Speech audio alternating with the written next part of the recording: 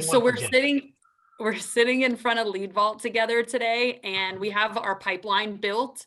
And so we were just kind of going through, there's, some stages where it was like, okay, follow-up needed, immediate action, whatever. So we were just going through the leads that we had in there, and I'm like, okay, let's respond this to this one. Let's do this to this one. Let's do this, and like move them and just keep moving them down the pipeline, right?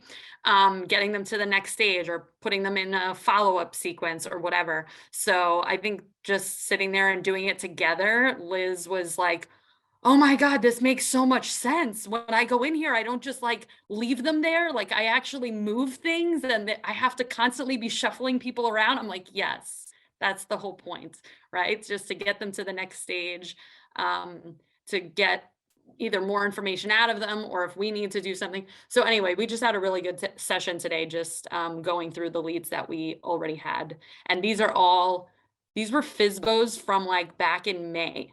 So we're following up with old FSBOs that, they're either telling us, oh, hey, we sold it, or they're like, oh yeah, we haven't sold it, so we really want to now. So I know, but then how about our leads? So we have the 2 fourplexes, and we got a lead on 2 places, mobile home parks, 15 million, if anybody's interested, cash cows in Wyoming and North Dakota. And we're working on those. That's exciting. I'm interested. Okay. Yeah, well, we're just started to communicate with him. So Marie we'll get the information. And it was all from an old lead. I love it. Who else has had something fun happening this week? I'm going to put somebody I really like and haven't heard a lot from on the spot in a second. Go ahead, bud. That's how your hand go up. Small win. My YouTube channel finally went on today. So now I can start. Everybody go follow Bud. He's the next YouTube star. My beard looks better than JP's. I agree. It looks cleaner, that's for sure. Only white, that's why. Coconut oil. Awesome, though. Glad to hear the YouTube side is up, especially from an SEO standpoint. That's all I care about YouTube for, is the SEO side on it. So, all right, Sal, I'm putting you on the spot. We haven't heard from you, seen you, nothing in weeks. I saw you the other night on the webinar. It was great to see you there. What's been going on? Yeah, thanks. I know my son's been on a couple of these. We've we've been really busy updating our website. We've sent a bunch of things to the support desk, and we're getting some good things out of our YouTube videos, which are starting to kick in. And we're looking forward to taking the next step and working out all the particulars. Sweet. Jordan, did you have something? I saw your digital hand go up.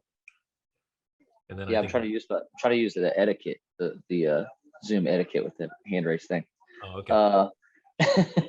We pretty good week for us too. Last week, actually, after we got off the call on Monday, we had an interview with it's like a local media company, Mountaineer Media. They've got a ton of followers, and they wanted to have me and Jacob on their podcast. I guess they've been following us for a little while. So we jumped on their podcast, did a good 45-minute interview. We have rarely blogged on the real estate side just because we just haven't had to really.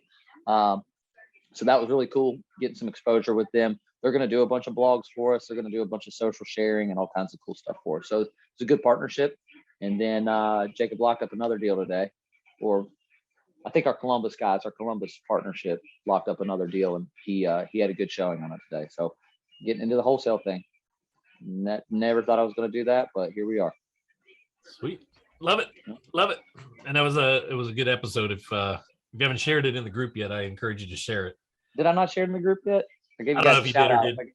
But I gave you a shout out on there too. And I think CJ's going to reach out to you probably about the website. So they're good guys.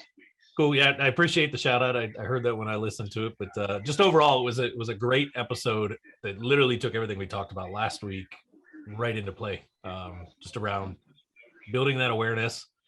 And I'm curious to see what you guys do with it from a repurpose standpoint and leveraging it. Yeah, they're working on chopping that up into, like you said, 30-second to 120-second little clips that we can blast all over our, our social platforms and stuff. So they have a pretty cool TikTok channel themselves too. I watch a lot of TikToks, but I don't do the TikTok thing. It's just too much. I don't have time to do all the editing and stuff. So maybe I'll get them on doing something like that for us. We'll see. Yeah, I watch a lot of TikTok TV myself. Yeah, I think it's hilarious. I love that Late at shit. night. It's better than cable. Yeah. It's Deanna and I's joke. We'll both sit there and just watch TikTok TV instead of watching cable TV or anything. So awesome. Anybody else got anything they'd like to share to the group? Big things that happened over the last week. No? Okay. So with that, I want to transition a little bit here, and I dumped a lot on you guys last week from this concept of omnipresent. And if you didn't go and listen to the podcast that Roger and I did later in the week on Wednesday, I encourage you to go listen to that episode out there, because I think Roger and I kind of broke it down even a little bit more, maybe even kind of brought some clarity into some other elements to it. But I'm curious, what did we take from that last week? Who's kind of got what on their minds? What actions are we starting to put into place from it? I know a couple of you guys messaged me like right away, giving me some things that you were thinking, but I want to see who's got what first before I call on some folks. I do. Can you hear me well? I can hear you.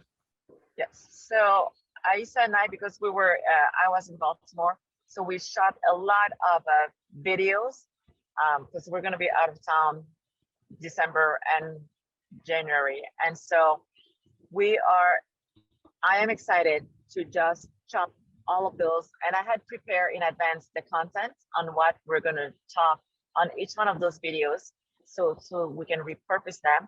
And also we are going to build our banking of the emails so that we can do the email drip campaign. So we're excited about that. Love it. I love it. Way to capitalize on the fact that you were back there. How many videos did you guys shoot? We did 6, and that's without counting the walkthrough of the properties. So I have 10, so I should have enough content and material to last me till February. Okay. Good to hear. Who else? I'm throwing some folks on the spot. So, okay. JP, I'm gonna throw you on the spot. I was trying to recall what it was that we covered as far as action items. I don't think that I did anything from an action item standpoint. I failed this time. I know I'm normally pretty good for some action items, but this time I didn't do anything. I apologize that I let anybody down that was expecting to hear some great things. JP is human after all. We found the human element. I'm so sorry. So anything that came out of last week's talk that you may not have taken the action on it, but just what did you take from this concept of omnipresence and really kind of looking at it from that lens? Yeah, no, it's great. Actually, wait, were you talking to me or somebody else? Because I just heard somebody else. No, you. Talking. Go ahead. Okay, cool. So it actually sparked a really good conversation that I had with Sarah today. We had a meeting and we were kind of talking about the content plan going into 2022 across all the brands.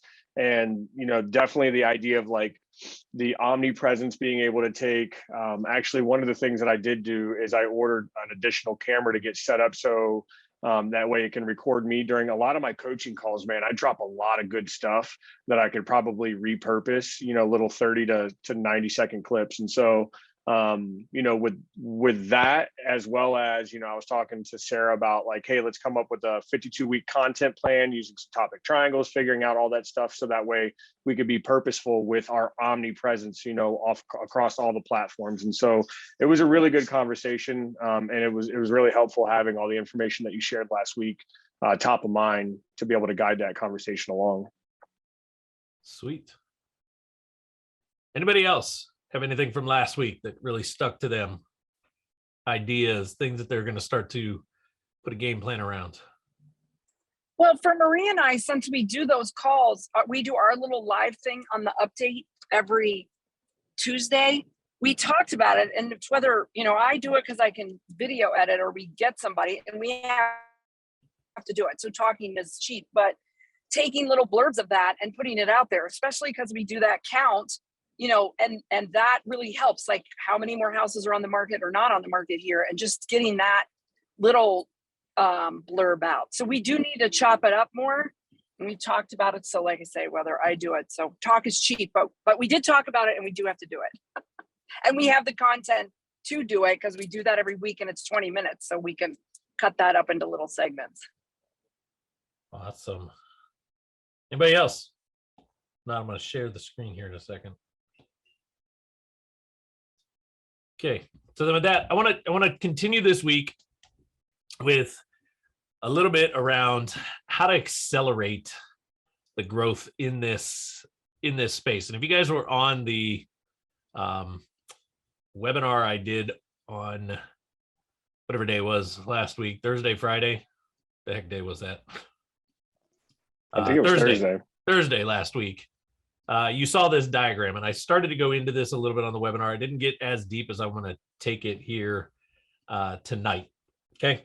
And it's all around this concept of accelerating our growth. We're closing out 2021. We're like, this week is what I consider to be almost the final part of 2021, simply because Thanksgiving hits before you know it, Christmas hits before you know it, the New Year holiday hits, and all you blink, right? From now to the end of the year, a quick couple blinks, and a whole month is disappeared, and we're in 2022.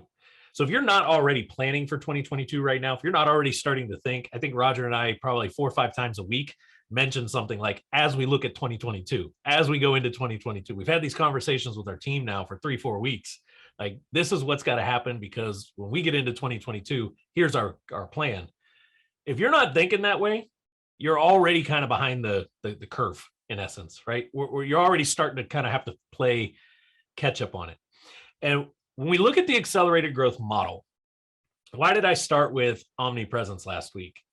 Simply, that's the tactical element, right? I want to be everywhere at all times, anywhere that my ideal person is looking for me. I want to be online. I want to be offline. I want to be in all facets of it. Roger and I have a really, really cool podcast episode coming up this Wednesday with one of our Dominator clients, who you're going to actually hear him discuss this, basically what happened in real life against this diagram that I'm about to break down for you guys right here.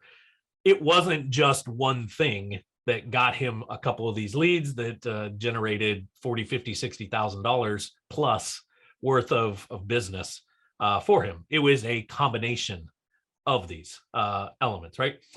So what makes up the accelerated growth model? There's really 3 key critical areas that we have to look at. And the first one is our lead flow. Our lead flow, okay? And when I look at the lead flow side of the business, I break that apart, and there's really, as we look at 2022 and beyond, there's really 3 critical areas that we need to be focusing on, making sure we have this lead flow coming in from. And when I look back at last week's topic of omnipresence, I want to make sure that I'm hitting all 3 of these facets at a deep level, okay? And the very first one is something Roger loves to talk about like crazy, and that is our organic aspect, or our SEO marketing.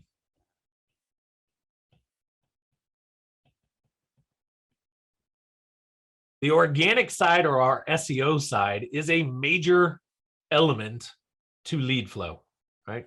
We want, every one of you guys on this call, you want automatic people just kind of coming to you, filling out a form, coming to your website, reaching out via a phone call, coming to a social platform, eventually pinging you that way. We want this natural, organic kind of way of business.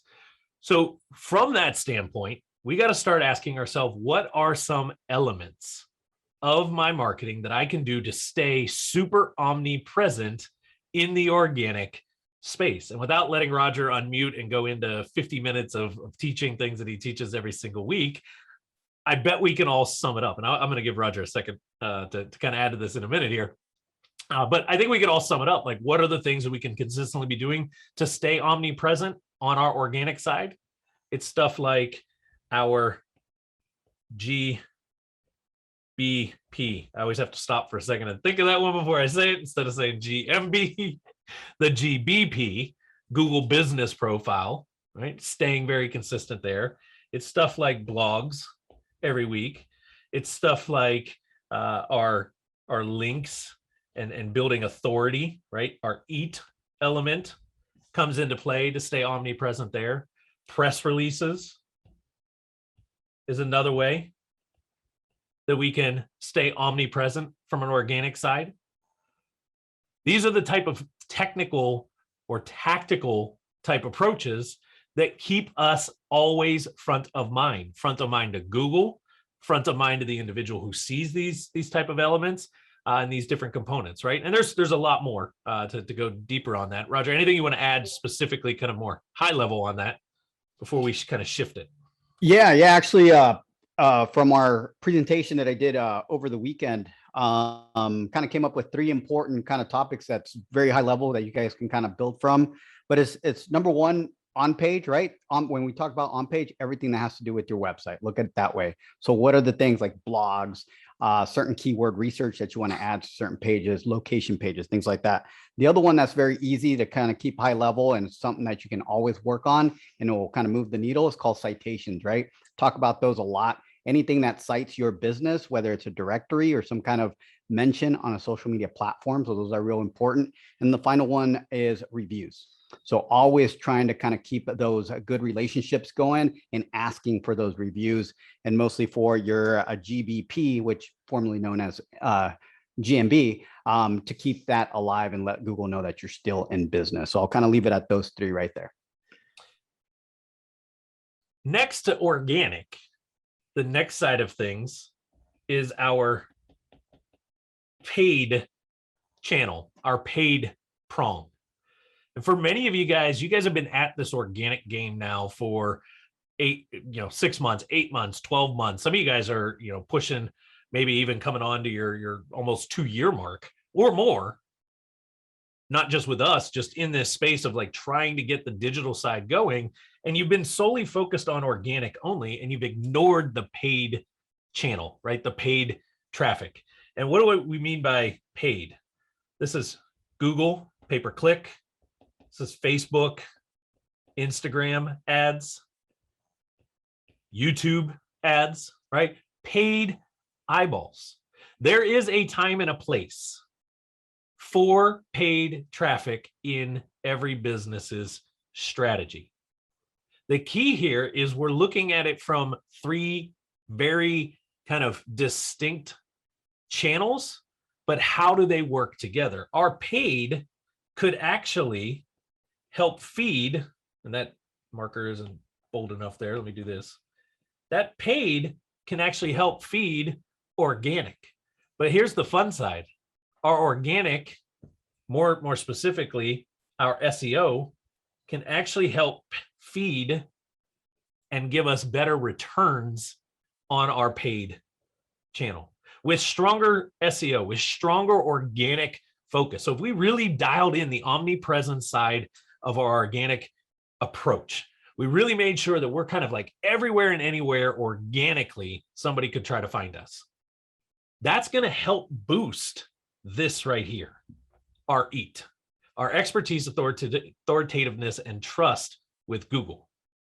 So when we add the paid channel and we start to do some Google ads with some PPC, because we've built some strong authority, guess what happens to our paid channel? The cost of that paid channel comes down. Our cost per click will actually improve thanks to the efforts that we put in over here on our SEO, thanks to building our EAT. Is this making sense so far? Any thumbs up? Roger, anything you want to add on that component? with adding in the paid side of things? Yeah, no, it's keeping it simple, right? Keeping it simple. It's all about brand building. That's basically what it is. The better brand recognition you have online is in regards to your digital footprint, the more trust you have. Basically, that's what goes back to that EAT algorithm portion for Google. So it's more commonly seen that your cost goes down because Google, once again, I always say it, Google's a business. So it wants to put out the best relevant information. And if you're the best brand and they can tell because of all your omnipresence that's out there, the way you have set up, they're going to want to put you out there, and they're probably going to give you an incentive to lower your cost. And that's how you kind of get that benefit. Now, the final side of this is actually your offline. And the other night, I referred to this as your, oops, I'm running out of room, your database marketing, your offline stuff. Real estate, we spend a lot of time buying lists, buying contact information, buying opportunities, right? We go buy a probate list. We go buy a bankruptcy list. We get our hands on 30, 60, 90 day lists. We buy vacant home lists, right? We scrub this database and try to pull this thing in because, hey, it's an out-of-state owner of a vacant property. And what happens is we kind of target it one or two times, right? We maybe skip trace this. We go at it one or two times and we don't really get anything out of it. And what do? Screw it. That was bad data. Or, screw it. The skip trace company didn't do a really good job. They got me false information, right? It wasn't the best one. And we throw it to the curb and we turn around and we just go buy another one and try it all over again. When in reality, it was just simply because we didn't get focused with this concept of omnipresence at our database. And I'm going to kind of put Liz and Marie on the spot here for a second because they were in that first kind of category not too long ago. They were getting information. They had these people. They reached out to them a couple of times. It kind of was dead and cold. It really didn't do anything. So what did they do? They just kind of moved on to the next campaign, and they moved on to the next one after that, and they moved on to the next one after that. And what's happened recently is Liz and Marie have gone back and scrubbed that database, cleaned it back up, and they're reaching out. You just heard, I think, Marie say it not too long ago. May, I think it was, Marie. Is that correct? Or Liz, either one of you guys can answer. That's correct.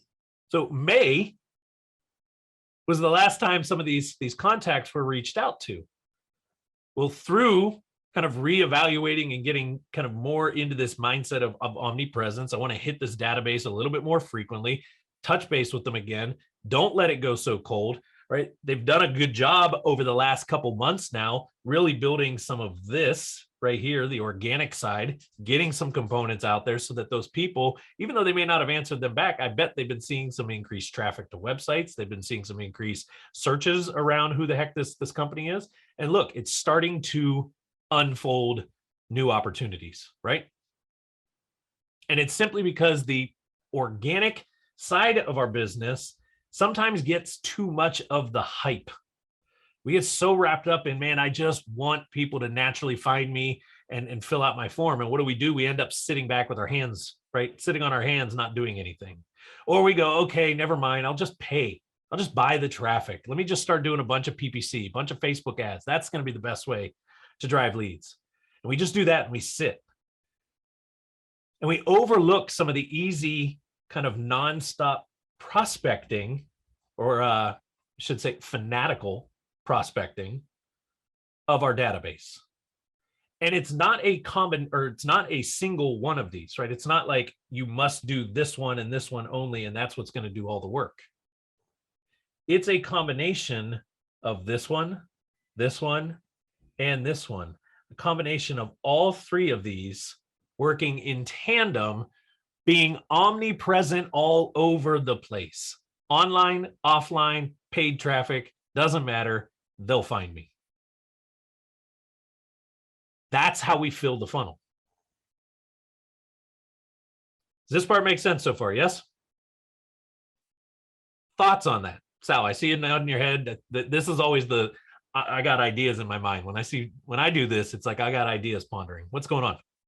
My brain is scrambling, trying to grab a hold of this because our funnel is empty or barely empty, and yet we're doing on the other side, we seem like we're running fast. We have all these lists, and I just made a note about cleaning up and scrubbing the list, like an example, like what to clean out other than the dead wood, you know? So there's a lot to be learned here. Sal, on our list, we got rid of everybody that was for sure do not call.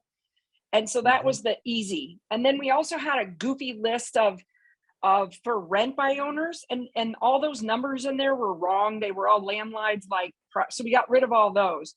And then we just literally took everybody else and we sectioned them off, but we just sent that, like ours are the FISBOs. So our message was, hey, did you ever sell your house? Or, you know, however Marie worded it, and then we're just doing them in sections so that we don't get overwhelmed. Right. But that helped a lot. And it did help. I mean, I can't say it was a little bit of a pain in the ass scrubbing those lists, but I was in a seminar and I could do it on the computer at that same time. But just making sure, you know, and then it wasn't so overwhelming looking at it in the Excel spreadsheet either, for getting rid of some of the ones that had goofy names or whatever else. So sitting down to do it, but that is how we did it. Yeah, So that makes sense. that Thank you helps. very much for that. It seems a little, maybe I'm making this more complicated than it should be. Well, and it's not complicated, but it's a task that has to be done. That's not fun. I guess, you know. Well, it's it's just fun something to when you sit get there the and do it. fun when you get the leads, and I think Right, that's right, where that, we're but at, just you know. scrubbing it, I was just like, okay, Right. let it count. Okay, I have 5 more to do or whatever. So So you I can just do it. want to interject one quick second too, just going on what Liz was saying, Sal. So some of the lists that we got, we had owner names on them, and some of them we actually didn't have an owner name. So Right. when we split it up, we would message the ones where we knew the name, like, hey, Joe, did you sell your house? But the ones where we Right. didn't know the name, we sent a different message to say, is this even the owner of blah, blah, blah, like 123 Main Street? Because we really want to buy this house, but we don't know who the owner is. So just making that specific message to those different That makes a lot of lists. sense. That makes a lot of sense. Okay, that's good. That's good information. Thank you. Now, on that note, right, it's a very targeted way to say, all right, I'm not going to let this database go dead. I want to target this thing. The concept of omnipresence across all of this, and how this is like, when we play all 3 of these, how this is almost like rocket fuel to it. It's not about getting that one channel, right, database itself, to push all of my lead flow straight in all the time. We have to start thinking more strategic from an aspect of, if I'm going to attack the database, what do I have going on over here that I could try to push them towards and drive them to? Remember, we've got a lot of stuff going on. We've got our Google My Business we could push them at. I got blogs that I could push them at. I've got maybe some press releases that have been run that I could push them at. I've got location pages or service-based pages that I can drive them to, right? Same thing when we bring in the paid side. It's not just about firing up ads just to say, oh, screw it, I'm just going to buy a bunch of ads that say, hey, we buy houses. You know, let me just target everybody in the world with this message of we buy houses. If I'm going to run paid, I want to start thinking about, what are the aspects of my organic? Is it a location-based page that I'm going to drive them towards? Is it a service-based page that I want to push them into? Is it more informative? I just want to get eyeballs on some education and try to warm them up that way. Maybe I'm going to drive them into some blogs to this, right? YouTube, Bud, you just started talking about, you got the YouTube channel going. You could literally take paid traffic, push it towards, let's say, a YouTube video over here that's on the organic side, that's doing a little bit of heavy lifting from you, that has the next call to action that drives them back over maybe to, let's say, a location page that maybe gets them to a form that gets them back into the database. And now we've got a string of database marketing happening behind it, right? Boy, But if this anybody has to looks at be, this now, go ahead, they Sal. can't make a sense out of it. Oh, It's you talking about my patented. drawing? No one can copy it now. This is the mind, right? This is the mind in real life on here. But this is when we start sitting down and thinking about, how do I really want to expand and grow the lead flow side of my business? It's not single channel, it's omni-channel. Omni-channel. And I want to be omnipresent across all 3 major channels. So when I hear individuals, especially on the real estate side. When I hear people say, man, Shawn, it's just tough. The market sucks. I can't generate any leads. Unless they can sit down and tell me that they are all in, super strategic across their organic, their paid, and their database marketing, my answer coming back every time is the same. It's you. It's you. It's not the market. It's not necessarily just the message that you're putting out. It's not just the campaigns that you're running aren't working. It's you aren't doing enough and you're not being strategic enough to make sure all of your lead flow channels are actually working together. Does that make sense?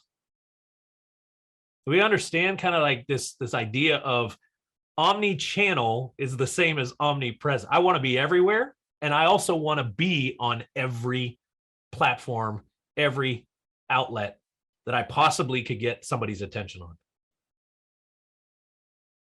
I want as many eyeballs coming at us as humanly possible. And until we're hitting every single thing at the max amount that I can get it to, there's still room for growth. There's still leads that aren't making their way in to the funnel because I'm missing that component, right? Imagine every single line that I just drew on here. To Sal's point, it's pretty confusing, right? Imagine if every single line on here was, let me see if I can, was a big magnet that was just pooling all kind of energy into it. I want that giant magnet sitting on all three of these major channels, my organic, my paid, and my offline, my database, pooling as much attention into it as possible, right? That is really the only focus of the lead flow side of our growth. It has one job: grow attention, get eyeballs, get attention in, pull opportunities towards the business. If I nail that down, now I can actually shift my focus and come back over here to the second phase of this whole thing. And now I can actually pay attention to how well is it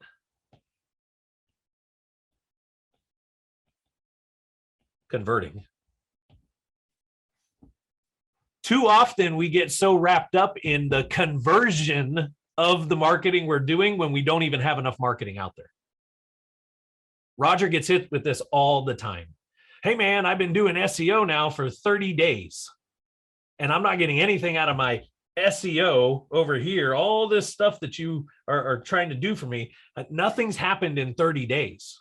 And when we sit down with that business and really talk to them and dissect it, it's like, that's all they're doing. They're just waiting for the SEO to catch fire, waiting for that magnet to charge up enough that it can pull that stuff in, right? They're over here worrying about the conversion side before they even have enough stuff to convert.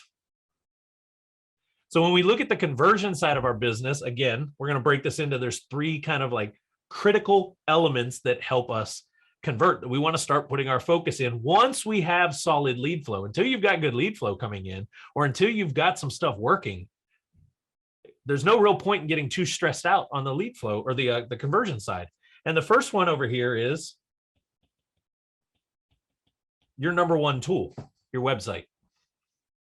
Literally right before getting on this call with you guys tonight, I was reviewing a bit of information, some data that Mike, our guy that runs a lot of our data tracking and ad stuff for a couple of our higher level clients, one of the partners that Roger and I have in our product business, we were looking at some reports and we've been getting quite a bit of traffic to the website. We're doing really good from a lead flow. That's the site's ranking, it's getting traffic in. We've got good eyeballs coming to some stuff, and we've got some opt-ins or some elements to help with conversion on the website, but those aren't getting the traction that I'd like to see.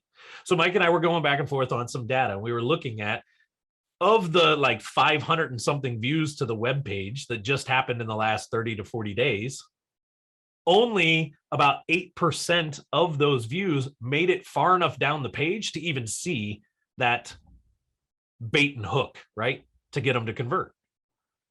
Well, now it makes sense for us to pay attention to data like that and decide, do we want to move that up in the page? Do we want to change it out? Do we want to add more of it? Do we want to change the color? Is there a different way that we want to position it? What's going on? But right now we know that we got to move it on the page. It doesn't even make sense where it's at because there's not enough people even getting there. But 8 months ago, when we put that on the page, it wouldn't have been the right time to be worrying about the website at that time. And is that in the right spot? Does it actually help me? Does it hurt me? Right? Is it actually going to do its job? Because there was no traffic to it yet. There was nothing going on. And sometimes this is where I see a lot of smaller businesses kind of get caught up. They're worried about every little nuance instead of just worrying about the lead flow first. Let the data start to dictate. Now, when you've got that, the first place that you want to dial into is your website. And you want to start finding out or asking yourself, what is working on my website and what's not? What's helping me on my website convert? And this kind of goes into that theory that I've talked about in the past of sales and marketing being aligned. Because your marketing might be doing pretty good, pulling in some strong leads. But if the sales side of your website, right, what it's actually saying and what it's trying to do isn't actually converting them in, moving them to the next needle, then we're fighting each other. And we want to make sure that what happens on our website, what's said on our website, matches what's going on in our actual marketing. If we put out marketing like fast, easy offers, get an offer in under 12 hours, then they get to our website and we're asking for a laundry list of items, or we're not even asking, or we're asking for basic information and we're leaving out a lot of stuff. And then we got to play phone catch up with them to get the other information. Is this really the experience that we wanted them to experience when they got to our website? Because is it really making it fast and quick? And sometimes we end up fighting it, and that's why we lose opportunities. Most of the time, you don't even know that it's happening. They got there, they hit a little friction, and they left. They bounced. And it ends up becoming completely unconverted, which leads me into the second side of kind of these last two actually really kind of tie together. Roger mentioned this before, but our reputation, AKA our testimonials. Testimonials really help with the conversion side of things. I've been getting reached out to like crazy in Roger and I's real estate business, Access Home Buyers, Roger. We've been getting pinged like crazy on Instagram by somebody who's trying to generate a bunch of leads for us, right? Basically trying to do what we do. They've been hitting me up like crazy on there, trying to chat through it. And every time I ask for, let me see your GBP listing, or where's your website? I can't find that. Or I Googled you and I'm not seeing anything. Or I haven't seen any single reviews out there from you other than the 2 story highlights on your feed of some client testimonials on there. I see 2, like, where's it all at? And I'm getting excuse after excuse after excuse. Now, I have no intentions of moving forward with this person anyway, but I was using it as a learning lesson to show like, this is what's happening out there. I was playing the true consumer, right? Let's say Shawn and Roger don't own a digital marketing agency. We just have our own real estate company. This is what I would be looking for, right? Your clients, soon to be, your prospects, they're doing the same thing right now. Deanna was actually telling me last night, we were sitting in the hot tub at the house. We were just kind of small talking. She's like, I saw this post in our local community group. They do what you and Roger do. And I was wondering, is this a big mistake? Because she made a statement about doing SEO and search engine rankings and all this stuff for local companies. She goes, but she didn't put a link to anything. And I couldn't see anything about hers. I couldn't find her website. I couldn't find any testimonials or anything like that about her. So what did Deanna do? She left. She backed out of it. She was actually trying to kind of follow the process and look through and kind of evaluate this person to see if it was somebody that Roger and I should talk to maybe kind of help build her business and go that route. But she's like, I don't even know if she's legit because I couldn't find anything. This is what consumers are doing today. They're looking, and that's why I said this side over here has to be your primary focus of building that omnipresence, because when they get to the conversion phase, that's where they're looking back towards. And the final side of this here is automation. And I mentioned this in the webinar, and some of you guys are already in our beta side of it. Roger and I are working on something that's going to be coming out in January to help with this automated side.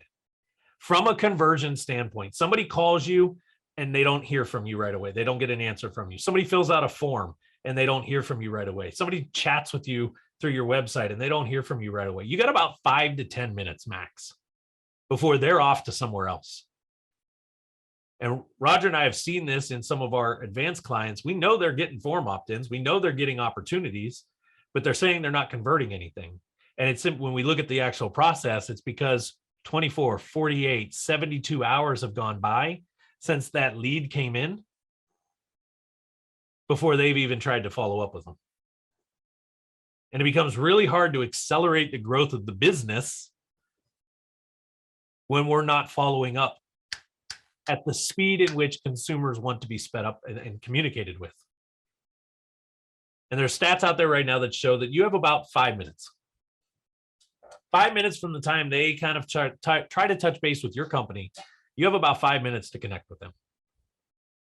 Not have a full-blown conversation, doesn't have to be a meet. You just need to make contact with them in that first 5 minutes, or their mind's off to the next thing. They're to the next business, to the next opportunity, or heck, ADHD kicks in, kids are running around, they're interrupting on the meeting and wanting to give hugs and kisses probably before she's going to bed. Right? And attention's off of what was happening and it's over here now. This is what, right, life really comes in and smacks and hits. So from the conversion side, this is where we've got to pay attention, but it only matters if we've got the lead flow coming in. And then the third side of this, I'm not going to go too deep into this one because it really doesn't matter until we're actually getting lead flow and converting, on a consistent basis. And that is, how do we increase our ROI? Right? How do we optimize that return? And there's a couple key metrics I threw out on the webinar the other night around your total spend. How much money are you actually spending on marketing? Your actual cost per lead. So if I'm getting lead flow and I know how many leads I'm getting and I know how much I'm spending, I can do quick math, figure out the cost per lead. And then the final element of that is, how do I get a better return? Which channel is actually giving me the stronger leads? Which channel's got the lower cost per lead? How do I optimize this? How do I go in harder on one channel, not as much on the other channel, to make sure that from a business standpoint, we're increasing profitability through our marketing? Roger, anything you want to add before I kind of open to questions? I'm going to de-share so I can actually see everybody again. Right. I mean, the only thing I can really kind of add, I think you explained it really good, especially with that diagram. That's the way it really looks. I mean, it's just a big spider web of things kind of interacting. When you have that omnipresent and you're doing it correct, it should look very confusing, right? But in reality, you're the one that kind of knows because you're connecting everything together. And the kind of the example lately that I've been kind of using has been kind of, you're running a political campaign, right? It's a popularity campaign or a popularity contest. So the more popular you are, the easier it is to rank stuff, your paid, your organic, everything like that. So you got to figure out where your ideal client is hanging out and putting as much marketing as possible in those places. So that's basically the omnipresence. The more you're out there, the better. Questions, thoughts? I threw a lot. I know you guys got something.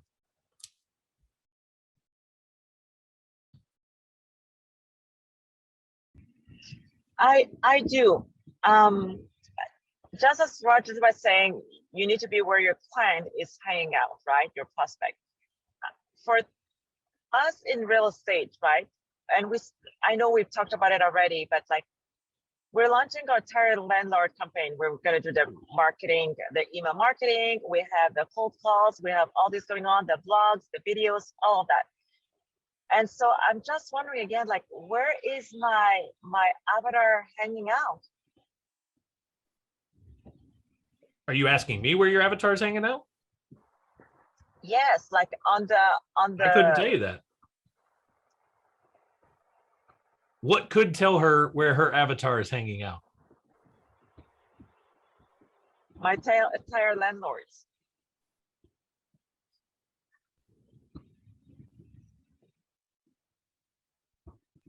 If the right people are responding.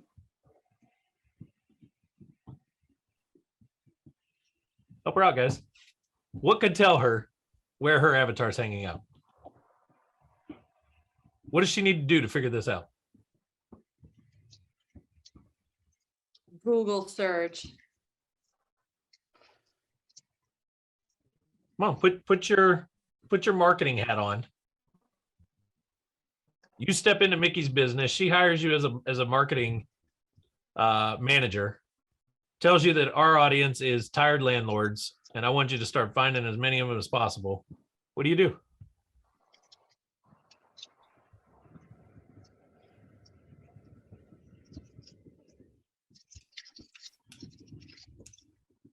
You got to build an avatar for that. Just gave you the avatar. It's tired landlords. Tired landlords. Okay, but there's got to be a pain point with that you have to hit. She's trying to figure out where they're hanging out at. She already knows their pain. She already knows that that's who I want to go after. Is people with rentals who are fed up with it. They're tired of tenants. They're tired of the maintenance calls. They're tired of the regulations around it. They're just fed up and annoyed. They want rid of their rental property. Now she's trying to figure out, how the heck do I find them? How do I get in front of them? Where are they hanging out at? You're her marketing manager that she hires. You're tasked with going and finding more tired landlords. What do you do? I would think that, I mean, you can't really, you have to test. So you have to put information out there to see what's working and what's not. 100% agree. Problem is, we don't want to waste too much time. So I don't want to just start shooting into the wind with information everywhere. I want to try to get somewhat dialed in. So how do I somewhat get myself honed in where they might be hanging out? Well, I know what we're going to do. I mean, because we're kind of in that same game. So we're going to have somebody pull this, but we have them dialed into, they own more than 2 properties. They're over the age of 50. They don't have a business. They own them in their own name.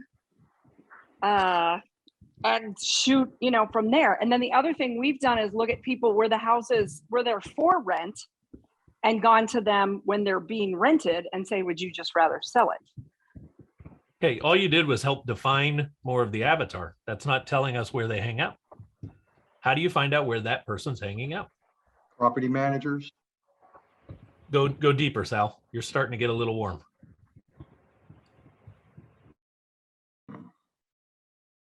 I'm trying to go deeper, but I'm still floating. Which is easy, not hard for me to do. So here's what I did. I went onto Facebook groups, those landlord groups and all. I did some property management group, but I just feel like it hasn't given me any leads. Like I just feel like I'm not in front of the one that are tired. The one that are active in those groups were the one that are, doing well, kind of. Okay. What about they're taking the tired old tenants to court? Aisa, you're kind of really soft and breaking up. I couldn't quite hear exactly what you said. I'm sorry, I'm in a bad direction. I was saying, looking at the court cases or talking to the people that do they take the tenants to court. Okay, we're getting a little warmer with that.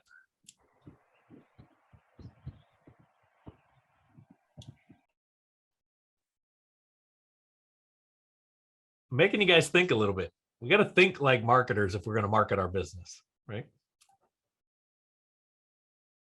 You step foot in Mickey's business, you know exactly who the audience is, and she's telling you, go find these people, and you got no clue where they're at. It's the first thing you want to do.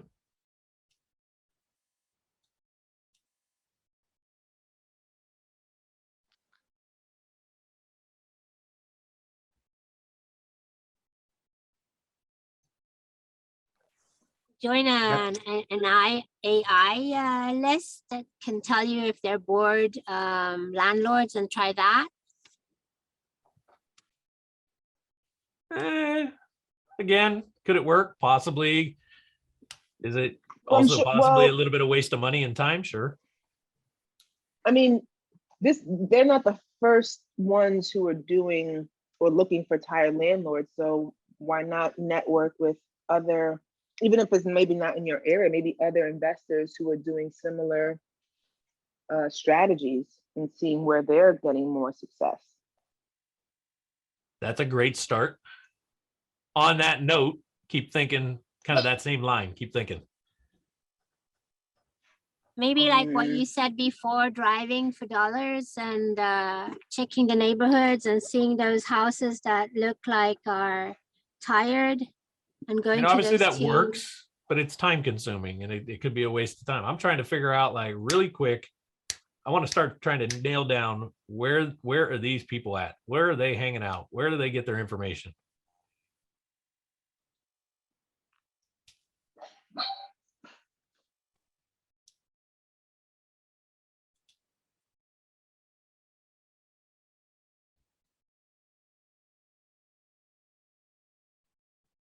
We want some help? Interview. Question for you. Oh, sorry. Interview. Start talking to some investors, some owners of rental properties that are distressed and tired. Go talk to the eviction attorneys who deal with these type of people all the time. Find out how they were finding the eviction attorney. Go hang out at groups and look for and ask for these people. And it's not about targeting them to message to them. I just want to find out what are the pains that they're going through and where are they actually getting some information. I think it was Lorraine that said, talk to other real estate individuals who are targeting the same audience and having success around it. When I have an idea, now I can go play the online research game. And I want to start doing some keyword research and seeing what are some search terms around things that pertain to that audience. In this case, it would be eviction processes. It would be, how could I sell my property off? It could be things around people buying old rentals. There's so many keyword research elements that we could start to do to figure out what's the search volume like on that.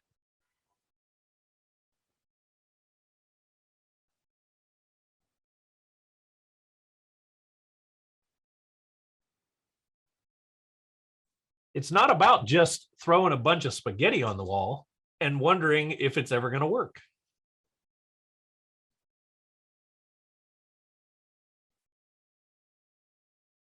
Before you can start to put marketing out, you've got to understand, who are you targeting? Once I know who I'm targeting, that's market. The market is who. Once I understand who, now I can craft the message, but I can't really craft the message until I understand where that who is hanging out at. Golf courses. Tired, crusty ass, pissed off landlords. Golf courses. Elks lodges. Kiwanis clubs. Chamber of Commerce.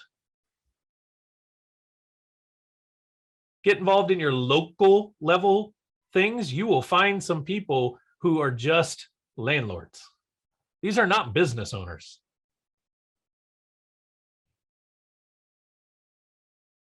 Very few landlords, right? In Mickey's case, going after tired landlords. Very few are like you guys, where they're trying to build an entire business around it.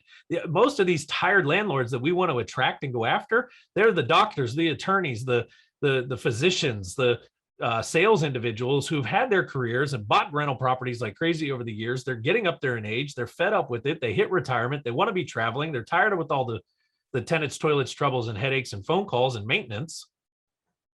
So where are they hanging out at? Well, look at your area. If it was me out here, I'm going to go look at all the different golf courses around here. I'm going to go to the different boating marinas around here. I'm going to go to the different sailing clubs that are around here. Why? Because that's where retired people out here hang out.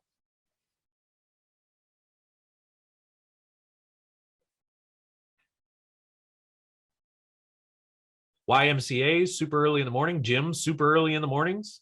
Why? Because old people just love to go. The silver sneaker programs, they love to be at the gyms early in the morning. I'm not going to those places to market to them. I'm going to those places to meet some of these people, maybe have some small conversations with them and just better understand what's going on. Oh, you got rid of 5 different rental properties over the last year? Great. Let me talk to you about what was the pain in all of that. How did you go about figuring out how to get rid of them? How did you decide who you were going to sell them to? What was the process that you went through on that? What did you wish you knew? Now I can start to put a message together.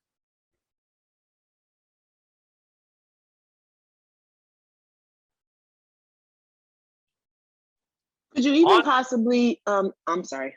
Go ahead, Lorraine.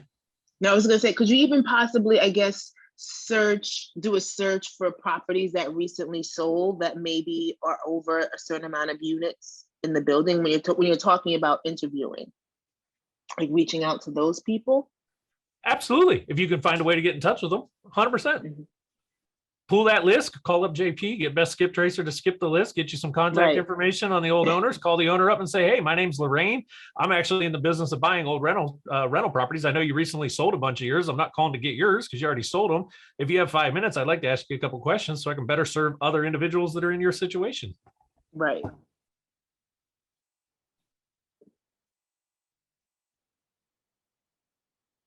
This is that offline aspect, right? That database style marketing, the fanatical prospecting.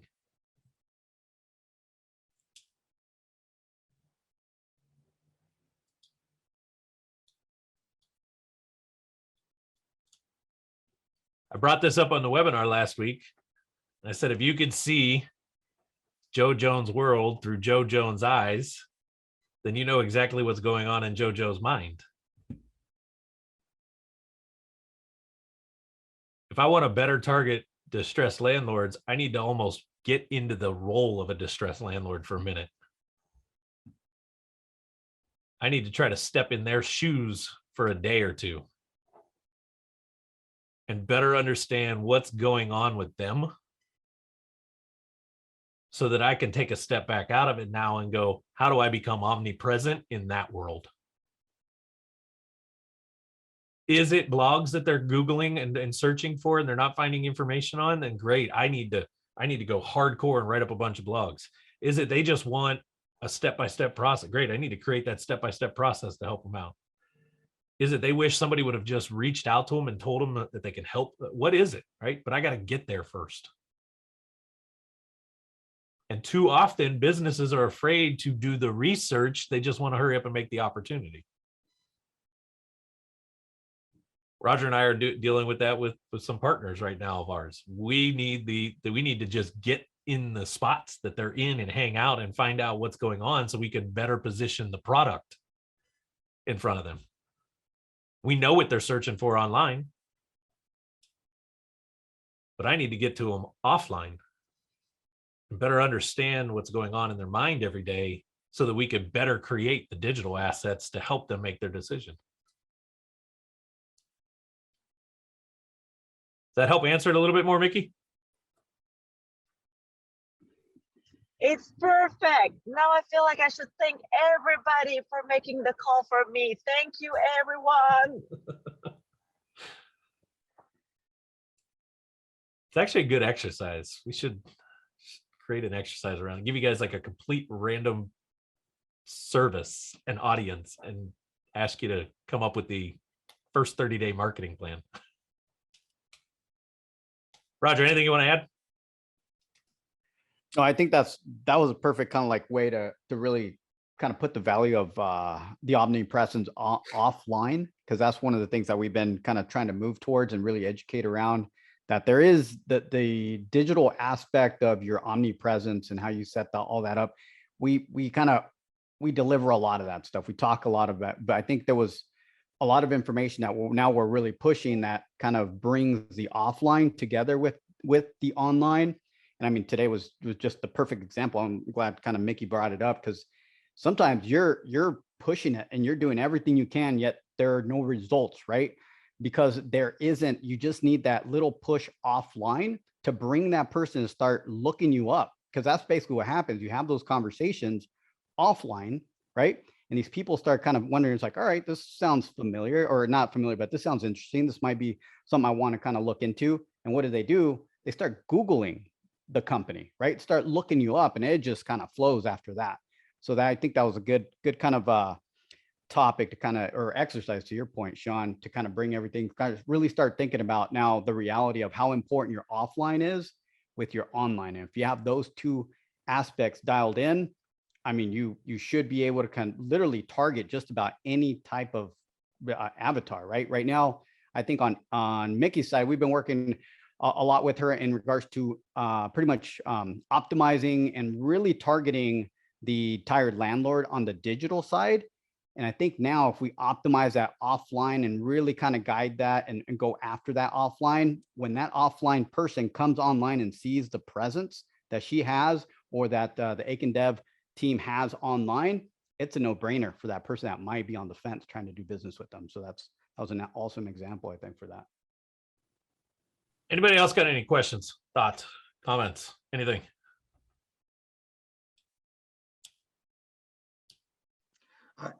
This is Sal. I think the best thing I'm getting out of this right now, I mean, I got a lot of great things, but the best thing I'm getting out of this is get into the mind of your customer. You know, look at the things that they're looking at. I mean, just while you were talking, I just Googled frustrated homeowner, and something JP had on his website showed up, which was great. It was perfect. And it's so funny. Oh, go ahead, Sal. No, go on, finish.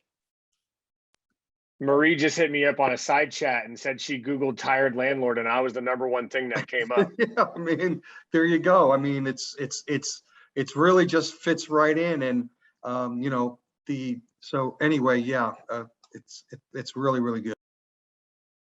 Now it's time to put something into action. And you just nailed it, Sal. Right? You just nailed it right there. The information without action delivers 0 results. Information alone is nothing. Action behind the information is what drives the results. The problem is it can't just be action when you feel like you've got everything perfect. I think Mickey's still on, right? Mickey got some hopefully got some value out of this, but it means nothing if in a week from now she still hasn't tried to talk to somebody who has been fed up with a rental property or has gotten rid of rental properties in the past because they were fed up. We did. Trust right? me. I'm taking notes for her because she's driving back to. The action now comes in. All right, I want to set a mark. Over the next like 2 or 3 weeks, I want to try to interview 5, 10, 15 individuals who have owned rental properties and gotten rid of them for one reason or another because they just couldn't take it. They couldn't stand it. And I want to better understand why. What went on? What was the irritation? What didn't they like? What was their problems? What information didn't they have? What did they struggle finding, right? Because that's going to give me clarity now, me as Mickey in that business, it's going to give me clarity now on what do I need to go create to help boost our lead flow? What do I need to go create that's going to help me get the attention of those type of people? Because I'm speaking their language now. Now, why can I attract a lot of real estate folks for Roger and I? That's our niche. That's who we serve, real estate professionals. I've been in that shoe. I know what it's like trying to bootstrap a real estate business from day one being the only person or one other person maybe helping out in the business and everything trying to go on and what it feels like to get a deal under contract and worry about trying to find the lender and worrying about trying to find the next lead and trying to figure out all this marketing stuff on top of trying to put a contract. Right. I understand that pain and pressure. Why? Because I was there. I did it. I can speak the language. Now you ask Roger and I to take Top Results Consulting and go after crypto fund managers. I can't speak the language. I don't know half of what they're dealing with, right? We would not have success going after that quickly because I'd have to spend a lot of time learning it first. This is why I say it's so important as a real estate investor to really niche yourself down and really understand who it is that you serve. You don't just buy houses. You don't just give cash offers to everybody. There's something that you do and you do really well because you know it. And for some of you, it might be because you've actually you've gone through foreclosure yourself, or you had a family member go through the foreclosure piece and you understand what's going on there, or you've been through a divorce and had real estate involved in it and all the nuances that come with it. Or in Mickey's case, right? Let's say they're going after tired landlords because heck, let's be honest, they own rentals. They know some of the pain that they've dealt with and they know why they do it a different way.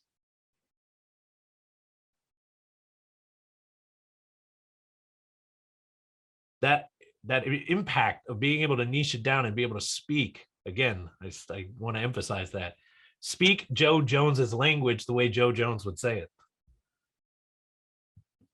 And when you can do that, that magnet really gets supercharged on the lead flow side and it just starts attracting and attracting and attracting. And when it's supercharged up, now it's time to start paying at the conversion side. And that's when Roger gets to have a lot of fun with the website and all the different components behind it. And then we get the fun conversation. How do we get them to convert more? But as you guys are looking at 2022, if your lead flow is not the level that you need it to be for your goals, right? I look at somebody like Terry. Terry's not trying to do 50 houses in a year. He's not trying to even do 20 deals in a year. He's trying to do a handful of deals that make sense, that let him enjoy his life and live life the way he wants to live it. So he needs a lead flow to sustain that. Whereas somebody like Sal or JP or somebody else on the call, Eric, right? Where maybe you guys are trying to do 10, 15, 20, 25 transactions in a year. Well, you need a bigger lead flow, which just means that you got to do 2, 3, 4 times more than Terry's doing.